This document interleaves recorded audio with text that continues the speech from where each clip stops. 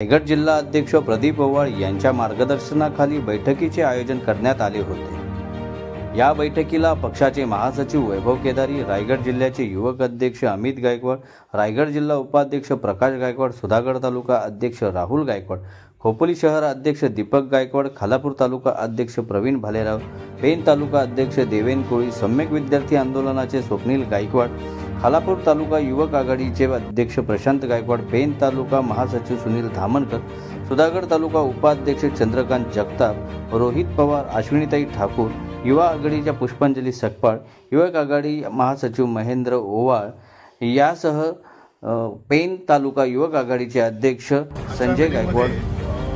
येणारी लोकसभा विधानसभा आहे, त्या विधानसभेच्या अनुषंगाने आज विषय घेण्यात आले आणि तात्पर्य असं आहे की रायगड जिल्ह्यामध्ये बरेचसे उमेदवार इच्छुक आहेत, उमेदवारीसाठी बरेचसे उमेदवार इच्छुक आहेत आणि जर बघायला गेलं तर आता ओबीसी समाज, बाळासाहेबांनी जो ओबीसी समाज यात्रा काढलेली आहे ओबीसी समाज आरक्षणासंदर्भात, त्याचा जो काही फरक आहे तो रायगड जिल्ह्यामध्ये आम्हाला मिळणार आहे। ओबीसी समाज रायगड जिल्ह्यामध्ये आमच्या बरोबर बऱ्याचशा प्रमाणात आहे।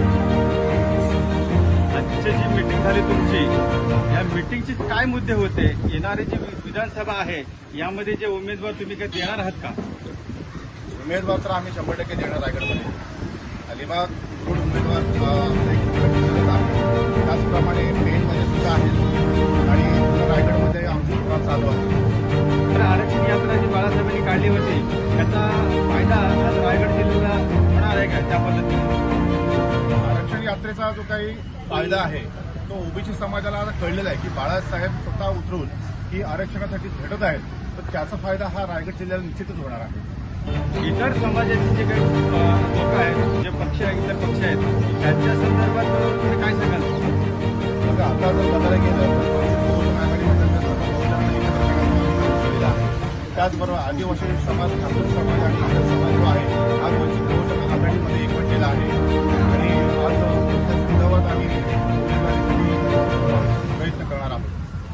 तालुक्यामध्ये जे तालुक्याचे प्रतिनिधी अधिकारी जे आहेत, अध्यक्ष आहेत, तालुक्यामध्ये कशा पद्धतीने तुमचं काम आहे? तालुक्यामध्ये आम्ही प्रत्येक तालुका अध्यक्षाला काही जबाबदाऱ्या दिलेल्या आहेत।